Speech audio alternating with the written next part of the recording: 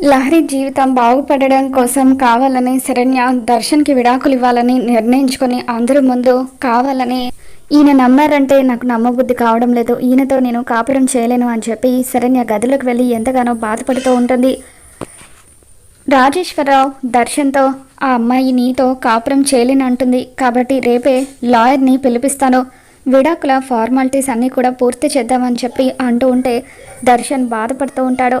ఇక ఇదంతా వింటున్న అనన్య ఎంతగానో బాధపడుతూ ఉంటుంది. విశ్వనాథం గీత ఇద్దరు కూడా రాజేశ్వరరావుని బతిమలాడుతూ ఉంటారు. బావగారు దయచేసి అంతటి పెద్ద నిర్ణయం తీసుకోకండి, నాకు ఒక 2 నిమిషాలు టైం ఇవ్వండి, నా కూతురుతో మాట్లాడతాను అని చెప్పి విశ్వనాథం గీత ఇద్దరు కూడా శరణ్య దగ్గరికి వస్తారు.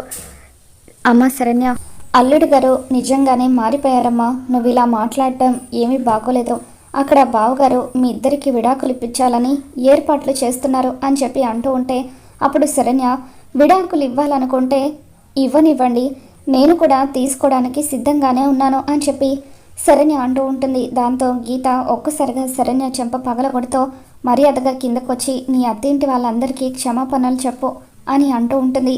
దాంతో శరణ్య మీకే నేను దండం పెడతాను, దయచేసి ఆ నరకంలోకి మళ్ళీ నన్ను పంపించకండి, మీరు ఇంకా నన్ను బలవంతం చేస్తే నేను చచ్చిపోతాను అని చెప్పి శరణ్య గీత విశ్వనాథన్ని బెదిరిస్తుంది. దాంతో విశ్వనాథన్ గీత ఇద్దరు కూడా ఎంతో బాధగా కిందకు వస్తారు. కిందకు వచ్చాక ఆనంద అన్నయ్య గారు శరణ్య ఏమంటుంది మనసు మార్చుకుందా అని చెప్పి అంటూ ఉంటే లేదమ్మా, మేము ఎంతగానో నచ్చ చెప్పాము, శరణ్య కాపురానికి రానంటుంది అని గీత విశ్వనాథన్ చెప్పడంతో ఆనంద దర్శన్ వీళ్ళందరూ కూడా ఎంతగానో బాధపడుతూ ఉంటారు. ఇక అనన్య మాత్రం శరణ్యకు దర్శన్కి విడాకులు కన్ఫర్మ్ అని చెప్పి హ్యాపీగా ఫీల్ అవుతూ ఉంటుంది. మరి దర్శన్ని శరణ్యను ఒకటి చేయడానికి ఆనంద ఎటువంటి నిర్ణయం తీసుకోబోతుందో మళ్ళీ మన ఛానల్లో తెలుసుకుందాం. ఈ వీడియో మీకు నచ్చినట్లయితే తప్పకుండా లైక్ చేయండి.